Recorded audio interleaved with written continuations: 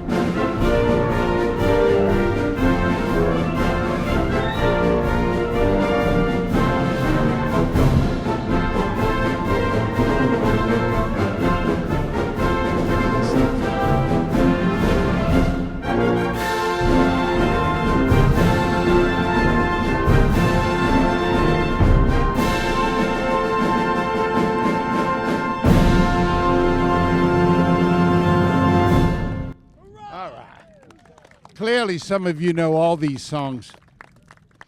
I would like now to welcome Mark Hamilton, who's chaplain of the Kent Island American Legion Post 278, to deliver the invocation. Thank you for coming out this afternoon. Please bow our heads. Lord, we honor for those who serve in commitment. Let their courage be celebrated and indeed remember in gratitude. We ask you to watch over them as they are watching over us. Merciful Father, for the veterans struggling with memories of war and trauma, we prayed mind, and heart, surrounding them with your comfort and eat them of their burden. Let your presence dwell within them.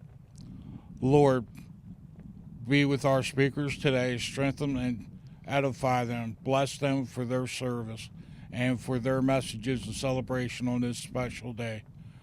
Bless and guide the leaders of our great nation and all that continues to sacrifice and serve in harm's way.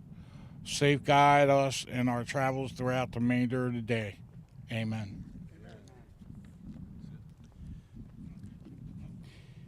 Thank you, Chaplain. Now I invite Megan May. Technical Sergeant Megan May is going to sing the national anthem for us, please.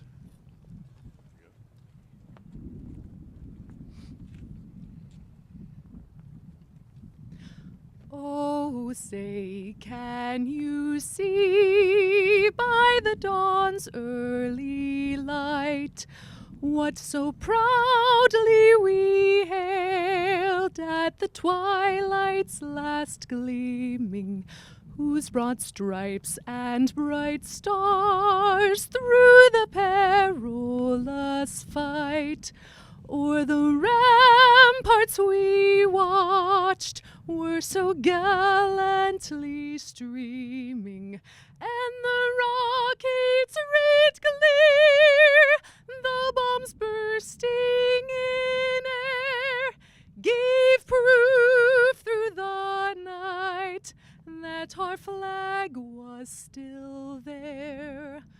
Oh, say, does that star-spangled banner yet wave o'er the land of the free and the home of the brave?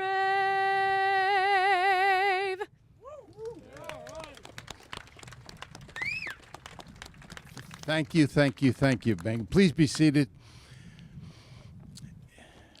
It's a privilege and a deep honor to stand before you, not just as the Master of Ceremonies, but as one who has had the profound experience of serving our country alongside many brave men and women in Vietnam. And Walt Petrie, that's true, even though I was in the Air Force.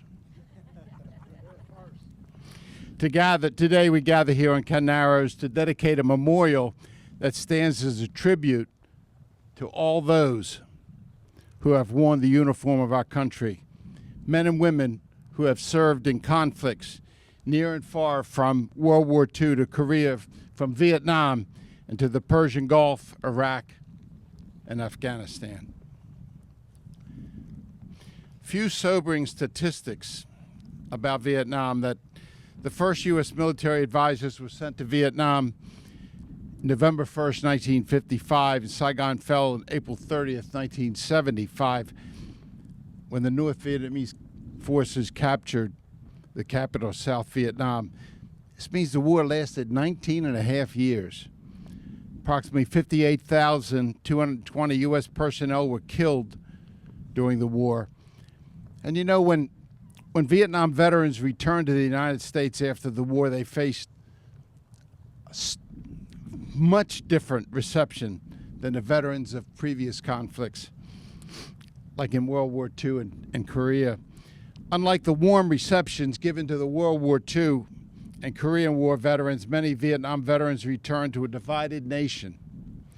Protests widespread. Some veterans were greeted with hostility, blamed for the war, spat on, called baby killer, facing outright hostility. Vietnam veterans returned to a country that didn't widely acknowledge or even honor their service.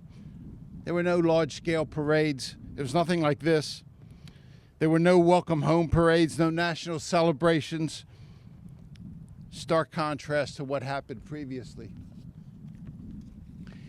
Veterans felt isolated, forgotten. Clearly, there were no honor flights. Many veterans suffered from what we now recognize as post-traumatic stress, not PTSD. It's not a disorder. Post-traumatic stress. But at the time, mental health care and recognition of war-related trauma really grossly inadequate. The issue, many veterans struggled silently with nightmares, depression, anxiety as they do today. Today, with our troops returning from overseas, we're losing 19 to 20 of our warfighters every day to suicide. Returning to civilian life, and this is about all veterans, poses economic difficulty for many veterans due to the long duration of service, trying to reintegrate into the workforce. And many, as many of you know here, wait very long times for VA benefits and health care, and the invisible mental wounds still often, even with the VA, is insufficient.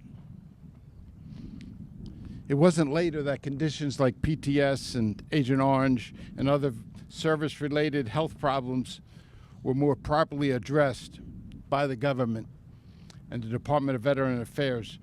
Over time, veteran advocate groups like the VFW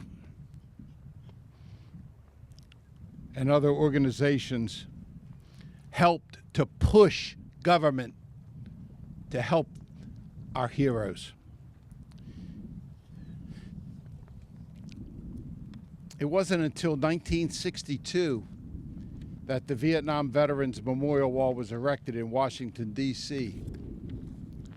Today we come together to dedicate this memorial, a permanent reminder of all sacrifice of all veterans in or out of war. This place, now marked in the heart of Kent Narrows, will serve as a sanctuary where memories will be honored and history can be remembered. At the same time, we remember the big things about the wars and our vets. Remember, it's the little things that we still miss most about those that we love and lost. It's the little things. In this spirit, I would like to express our heartfelt gratitude to Mike Foster, trustee of the Earl and Barbara Griffin Foundation, and the foundation's generous gift to Queen Anne's County that made this memorial possible. And it would go wrong if I did not mention that the builder of this memorial was the Chester River Landscape Company. When we think of all wars, we often reflect on the complexities, the challenges, and the scars left behind. Many of us who served 20 to 70 years ago came back to a country that struggled to understand the weight of the conflict and the depth of all veterans' experiences.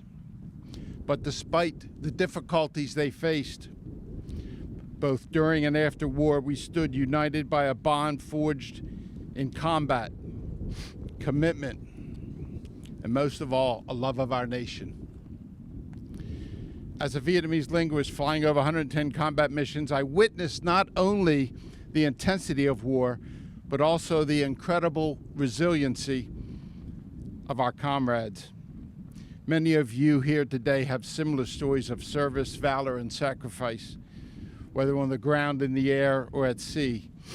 Each of us played a larger part of a larger story, one that continues to resonate throughout the generations. I beg you, never let your friends and families forget. This memorial is not only a tribute to those who fought and fell, but to everyone who served. It is for the families who waited, for the communities who supported, and for the legacy of service that continues to inspire future generations. A love of country so strong that it moved ordinary people to do extraordinary things. Remember that the average age of a Vietnam soldier was 22 years old. A World War II soldier was only 26 years old. Most of us here today, wait, just think about this for a moment. My grandchildren are older than that. Think about your grandchild at 22 years old. going to war fighting, then returning. Wouldn't happen. For most young people today, they're not equipped to go to war. Many need safe spaces when there's an election that doesn't go their way, or cookies and milk when someone that they don't care for is elected.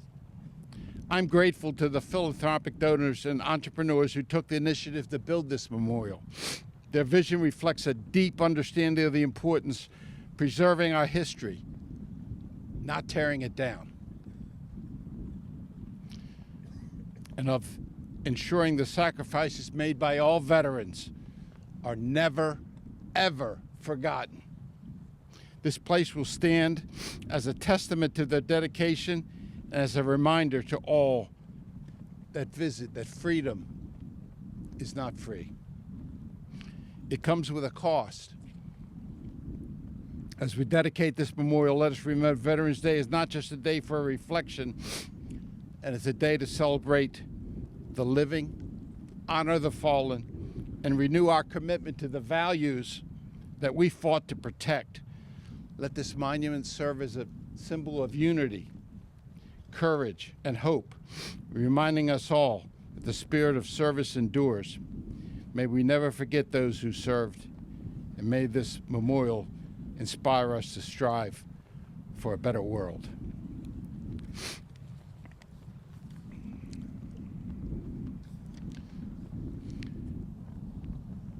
JFK is quoted as saying, as we express our gratitude, we must never forget that the highest appreciation is not just to utter words, but to live by them. May God bless you, your families, all veterans, and may God bless the United States of America. I would now like to invite Joe. Come on up. Joe Condella, President of the Board of Directors of the Veteran and Military Support Alliance, to make some remarks. Joe?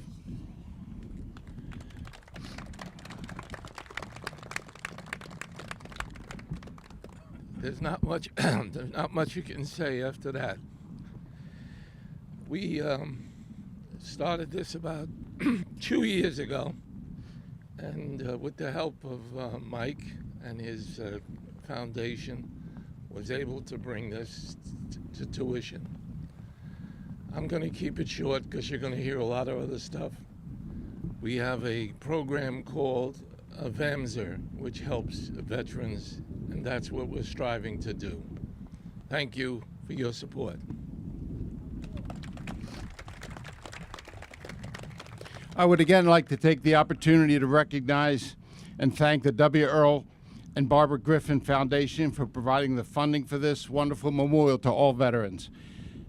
I would also like to thank and recognize Queen Anne's County for making the memorial reality, for their significant efforts to provide a beautiful space to which to celebrate the service of the brave men and women who served our country. I would now like to invite Jim Moran, a U.S. Marine Corps veteran and president of the Queen Anne's County Commissioners, to say a few words, please.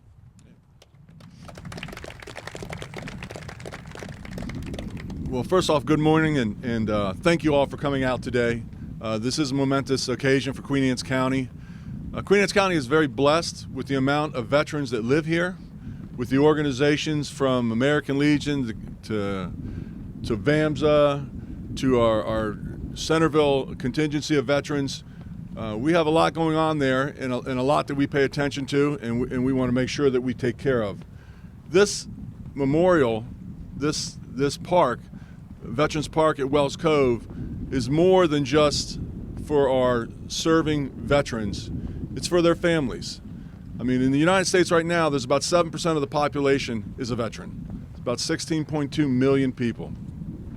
But it doesn't include mothers and fathers who saw their sons and daughters go off into the armed services, aunts, uncles, brothers, sisters. They're all welcome here. They're all welcome here to reflect on what's going on in their lives and what went on in their lives. And we are very appreciative of this park for that reason. You know, we're going to keep it short here also, because government always seems to talk too much anyways, but My father, I'm a Marine like my father before me. And I can remember at 19 years old, back then we didn't have computers or cell phones or radios, we had the LPs. And one of my cousins, who was a Marine at that time, gave me a record. It was the sounds of Paris Island. And my father was kind of salt of the earth, a 20-year Marine, and we were living in a two-story house at that time. And I was in my room, and I put the record on. My father was sitting out on the steps to go downstairs, and I didn't know he was there. And this record comes on, and there's all these sounds, you know, shuffling, screaming, yelling, get on your number, stand, get on the footprints, and things. I'm like, what is this all about, you know? And then I walked out in the hallway and I saw my father laughing, and I said, what's that all about? He goes, don't worry, son, you're gonna find out soon enough. So, and I did, and I loved every minute of it. So, you know, I wish that this great nation of ours had everybody do 3 years in the military, because they'd have a greater understanding of the quality of life and the commitments in this great nation of ours, and maybe stopping a little bit of this infighting, but I digress. So with that, I'm going to turn it back over, and thank you very much for coming out.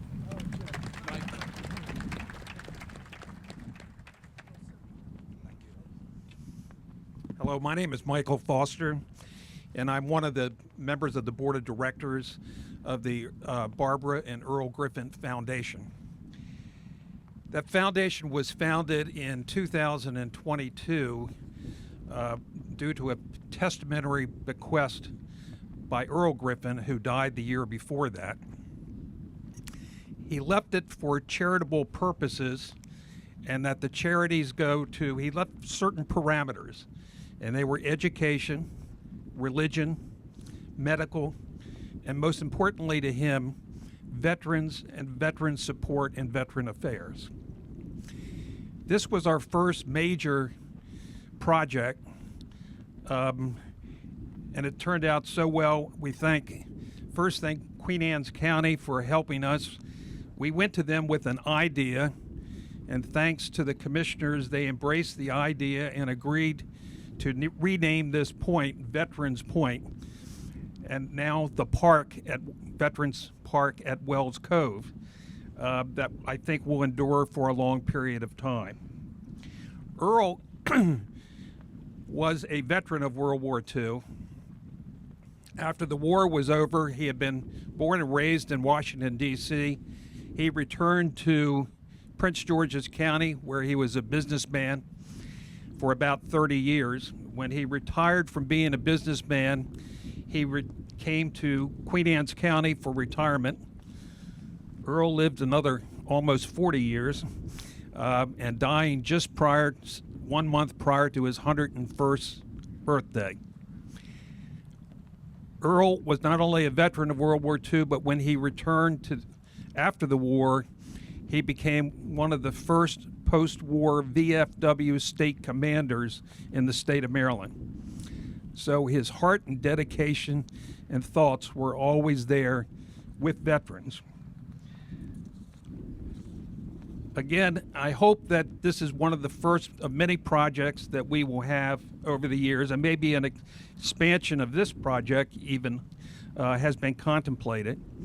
I want to thank you all for the support. Thank you, Parks and Recreation, for the work that you did in actually getting this done. And we've got the gal, if Meredith could stand up for a moment. This is the gal who actually designed this memorial, and we thank you so much for your efforts. It was far beyond all of us. We had an idea, but you took the idea and you turned it into bricks and mortar, and I thank you very much for that. To all of you that are veterans, the foundation wants to say, this is for you. We thank you. May God bless you all, and thank you very much for your service. Thank you. Thank you again, Mike. I want to ask Eric Johnson, United States Air Force retired and Executive Director of VAMSA, and Beth Ann Dorman, CEO of For All Seasons, to say a few words as well.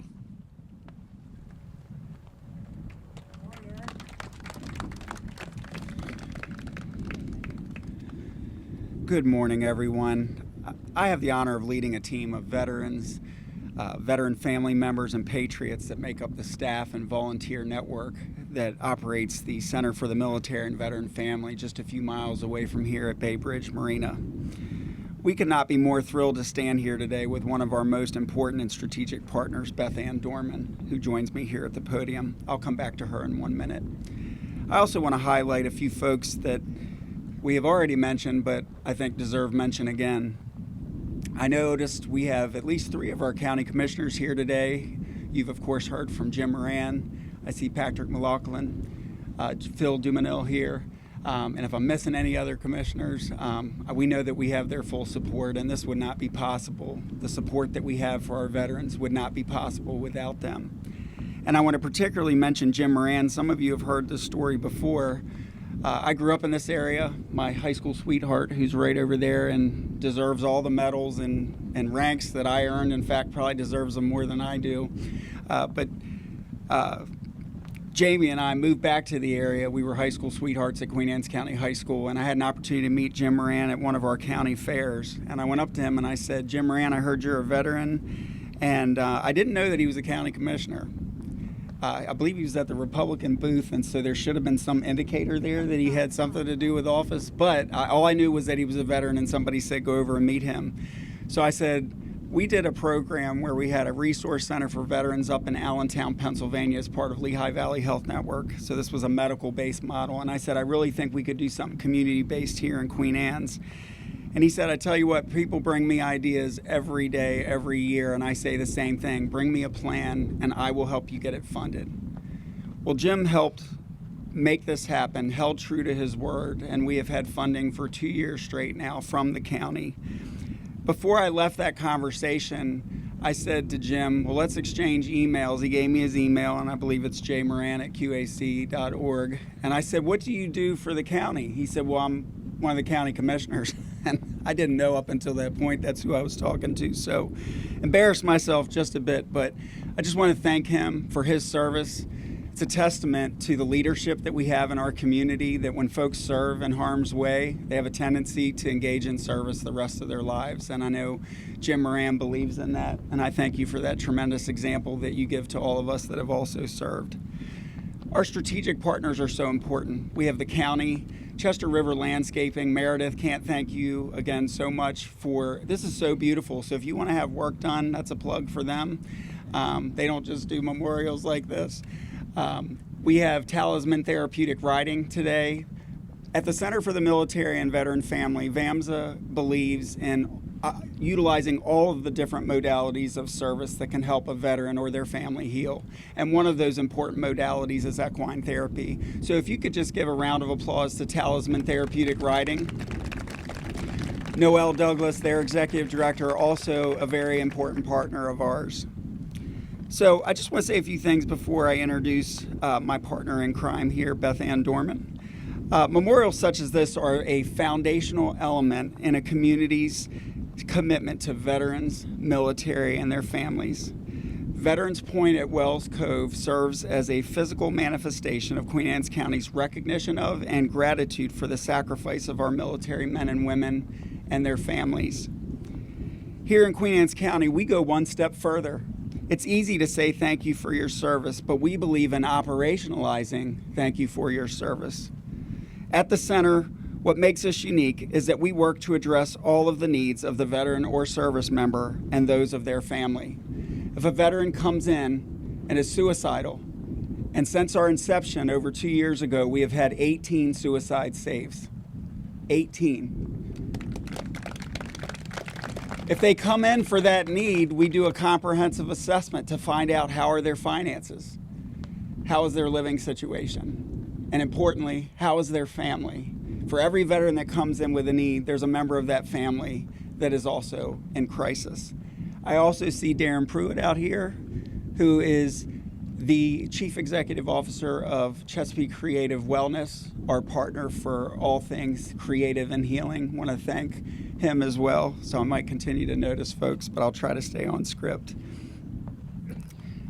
When we serve our nation, and many of us come home with visible and invisible wounds alike, we should not spend the rest of our lives fighting for the the compassionate and accessible care that we've earned. We work tirelessly at the center to help in this battle and achieve what we believe is a restoration of dignity much needed for our veterans and especially for our Vietnam-era veterans. And I want to welcome home all the Vietnam War veterans here today. It's long overdue, but you are worthy of that. We cannot do this work alone. I'd like to formally introduce our partner, Beth Ann Dorman, President and CEO of For All Seasons, our strategic partner for mental health services and healing. Beth Ann. Good morning, and I'm so glad to be here with all of you today, and I just want to say a huge thank you to everyone who has made this possible. Again, as Eric has said, my name is Beth Ann. I'm the President and CEO of For All Seasons. And for those of you who are unfamiliar with our organization, we are the largest behavioral health, so mental health and psychiatry and rape crisis center serving the 5 counties of the Midshore. And so as Eric and I have interacted over my 10 years at the agency, we have come to form trust and partnership. And so I was absolutely on board when Eric said, hey, we've got this new initiative starting, and we really need to be able to form a strategic partnership.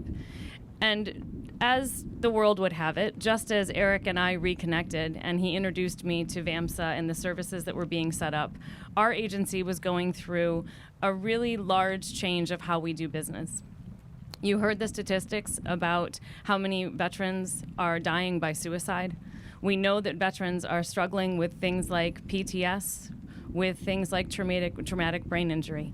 We also know that the family system that supports the veteran has their own struggles, and they too need services. And with our new program called Open Access, our agency is able to bring folks into For All Seasons in all 5 counties of the Midshore and across the state of all 24 jurisdictions through our telehealth program 5 days a week with no wait list. So that means when Eric calls me, as he just did a couple weeks ago, and said, I have someone who needs services, they're receiving services that next morning with their mental health assessment, and they are connected to a therapist and connected to a psychiatrist immediately. It is not a 185-day wait. And one of the things that becomes really important for our agency, we are an agency that serves everyone regardless of ability to pay. So yes, we take private insurance, we take Medicare, we take Medicaid, but we also see people regardless of their ability to pay. And the commitment that our team, the 100 staff that work for me, the 45 clinicians, the 5 psychiatry team members, what our commitment to the community has always been is that the first question is not, how are you going to pay for this? And so the beauty of being able to work in a program at For All Seasons in partnership with VAMSA and community partners like who we have here today is that we're able to say to veteran families, your service means something. You are valuable as a community member, and we are here, and we don't care if you can't take money out of your pocket to be seen. And that is the beauty of the services that we can provide, that military families, and it is not just the military members or the veterans. We are talking about spouses, and we are talking about children and stepchildren. Because what we know is that intergenerational trauma sits in all of our families.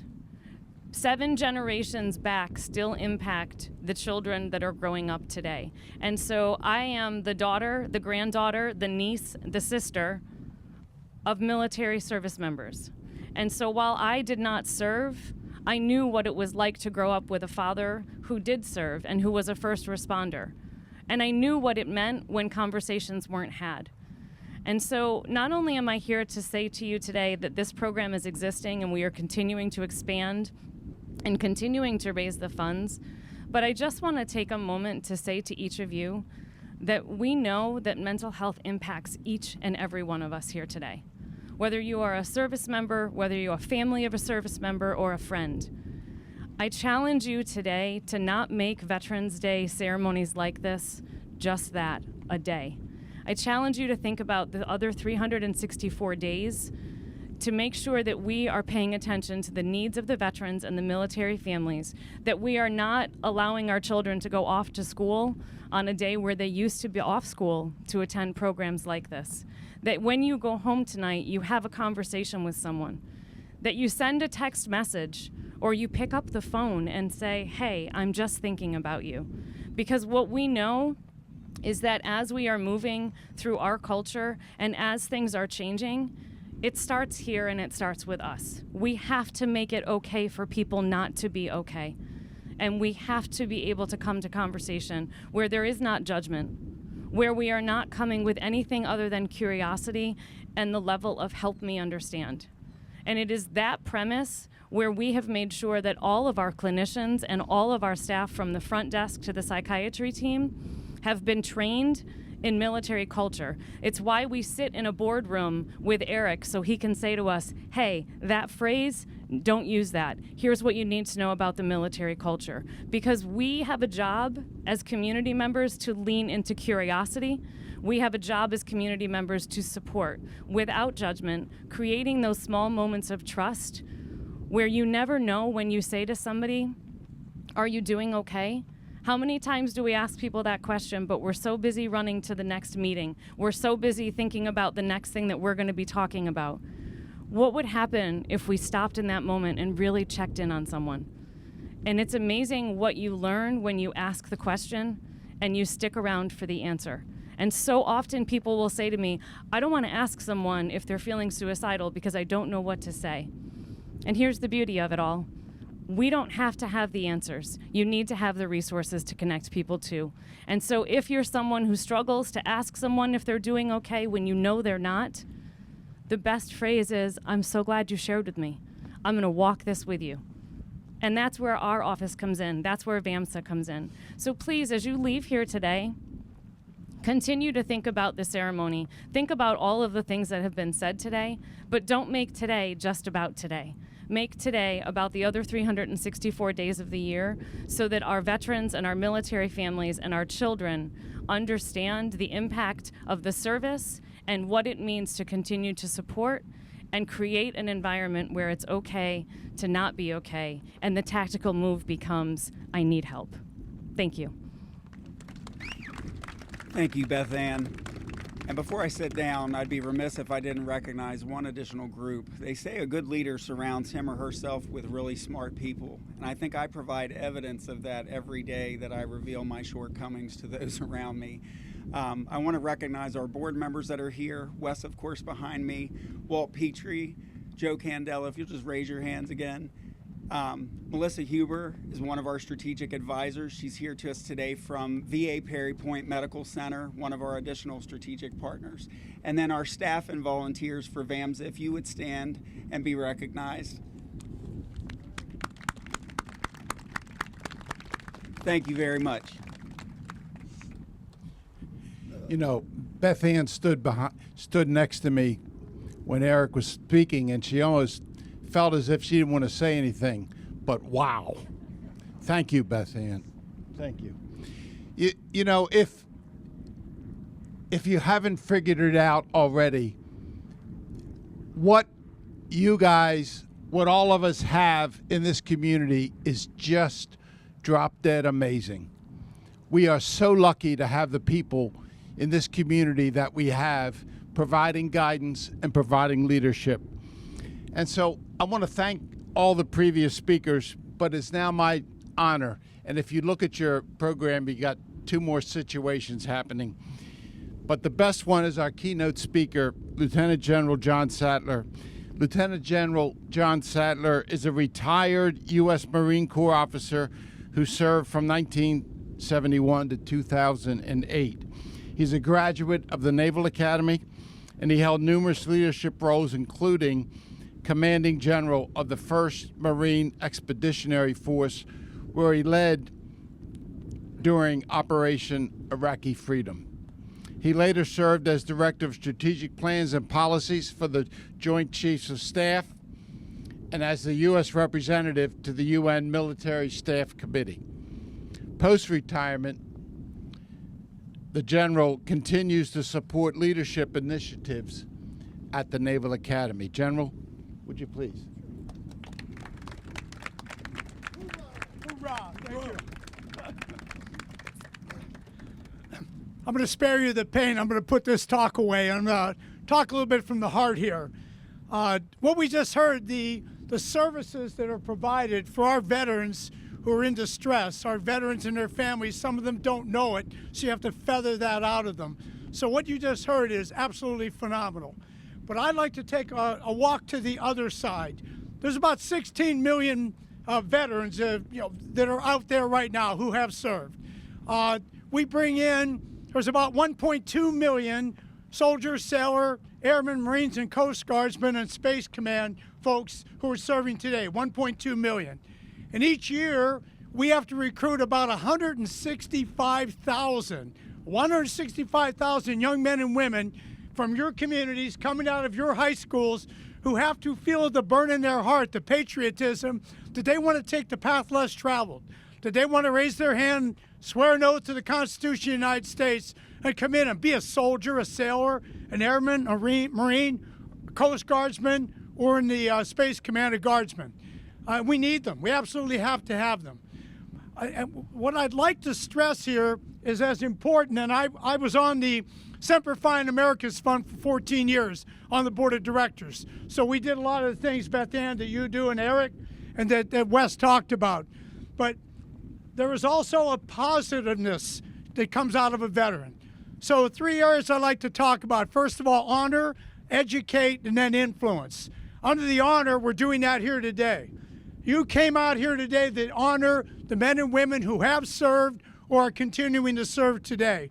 And God bless you for that. The only thing I'd like to stress is I don't see many young people here. As I talked about those young men and women who need to feel that burn in their heart, that comes from hand-me-downs, from uncles, from aunts, from parents, from teachers who talk about the positiveness of service. So when we honor, we must. And we must provide the resources that are needed for those who need help when they leave the armed services. I am 100% behind that. But I also want to really encourage you to take a look at the second lot, honor, educate. How do we educate these young men and women? How do we let them know that when you go to boot camp as a soldier, sailor, airman, and Marine, you're giving up a little bit of yourself? There's a lot of anxiety there. You know, you're not going to be in third period English tomorrow. You're going to be up at some recruit training camp with some drill instructor as your next best friend. And that can be a little bit daunting for sure. But each one of our services, they inculcate the service core values in the young women and the young men who come in. So you get a changed individual for the positive. Honor, courage, commitment. Wow, is there anything wrong with that? If your son or daughter came back home and breathed, ate, and slept, honor, courage, and commitment. Leadership, resilience, work ethic, being part of a team, selflessness, subordinate myself to my desires and my wants, but contribute to the whole. That's the education piece that we have to make sure is out there. Getting 165,000 young men and women at any time, but especially today when only a staggering statistic, 23% of our nation's population between 17 and 24 are eligible to enlist. Not that they want to, you got to get that's the next part of the equation, but they meet the minimum standards of physicality, education, and more morality, I'll say, the drug use, etc., which bounces them out of that pool. So when you're a recruiter, you're only got 23% of the whole population to go after to begin with. And the positiveness that comes out of selfless service is something we need to educate our young men and women on. And the last one is the encouragement. So many times in my life, I've heard where a young man or young woman comes up and they go, I'm thinking about enlisting in the Air Force. And some good intended neighbor, school teacher, whatever goes, why would you do that? Why would you throw your life away and go into that hardship of boot camp or service for 4 years of your life? And now you have a young man and women with somebody they look up to and respect, all of a sudden questioning, wow, maybe that's not a good decision. Maybe I should not serve. Well, we need 1.2 million men and women We don't want them to go to combat. I don't want anybody to go to combat. 20 years ago today, I sat in a town called Fallujah with 10,000 of America's finest engaged in house-to-house, room-to-room, floor-to-floor combat. And I guarantee you, we have the 20th reunion. My wife, Ginny, and I are heading down to Quantico next week. It's going to be very emotional. 19 and 20-year-olds are now 39 and 40. And they're all coming back together to talk about that experience and how it changed their lives. And hopefully, in the preponderance of cases, change them for the positive. So when you go back to the encouragement piece, when's the last time you talked to someone and said, well, maybe you ought to think about 4 years, 3 years, whatever the contract is in the Army, the Navy, the Air Force, the Marine Corps, the Coast Guard, the Space Force. It's a great way to learn about yourself. It's a great way to learn about other people, to get exposure and grow, absolutely grow. Come back a changed woman or a changed man. So on the last one, the encouragement piece, I would ask you, maybe next year when you have this, maybe another ceremony next year or a ceremony somewhere else, there'll be some young people here. Young folks holding their parents' hand or their grandparents' hand, learning about, freedom's not free, liberty's not free.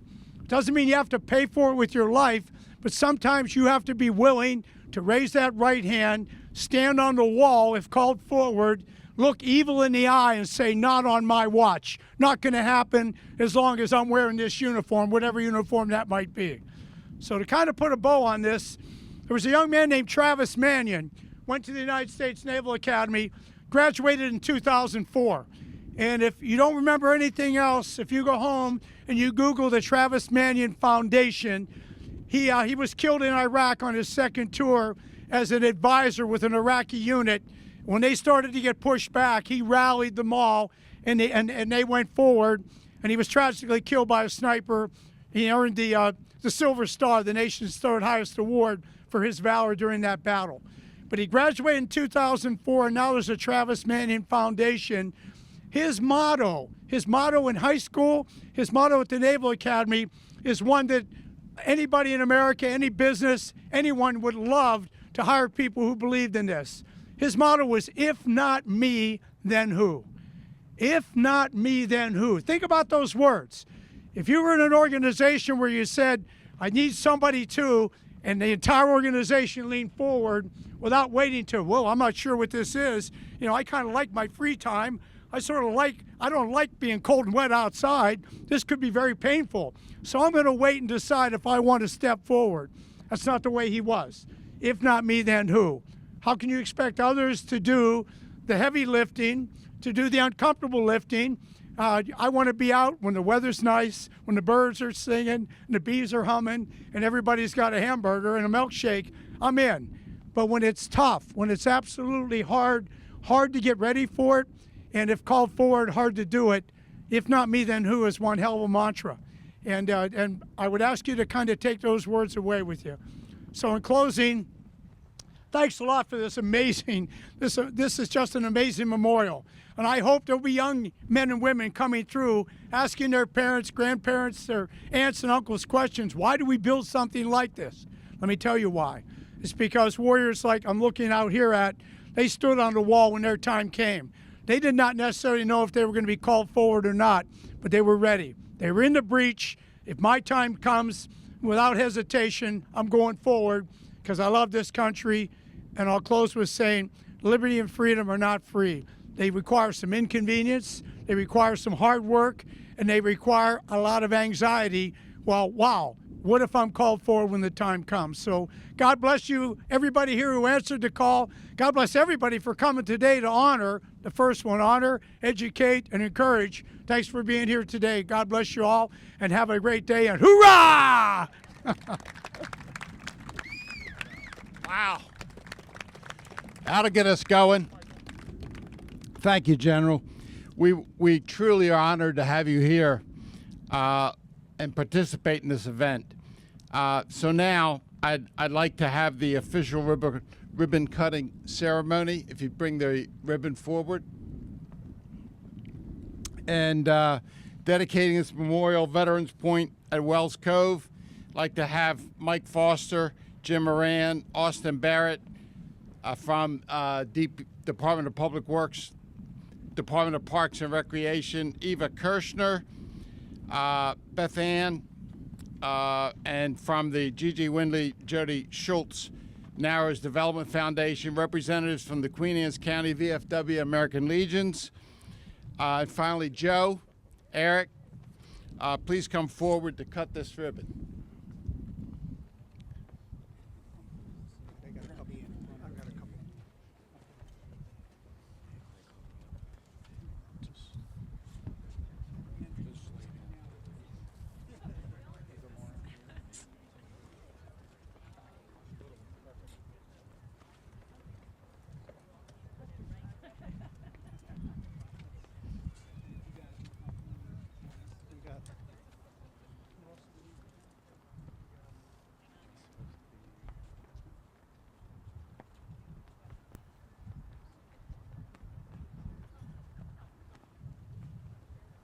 Mark, can you slide down a hair?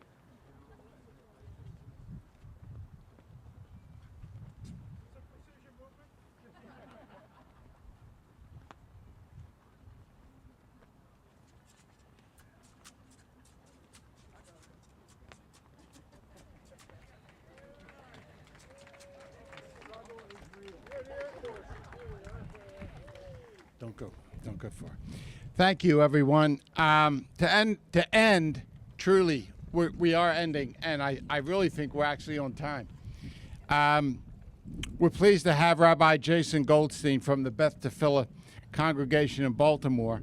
As we dedicate this beautiful memorial, we ask Sovereign of the Universe to bless the United States of America, its government, its leaders and advisors, and all who exercise just and rightful authority. Safeguard this country, its ideals of freedom and liberty. God of compassion, bless our veterans, defenders of that liberty, who brave danger to defend us from tyranny.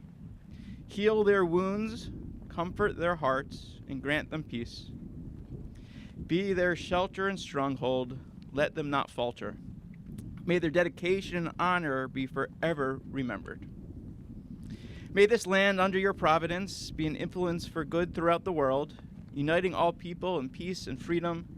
Let all the inhabitants of the earth know that sovereignty is yours and your name inspires all over all you have created. And let us say together, Amen.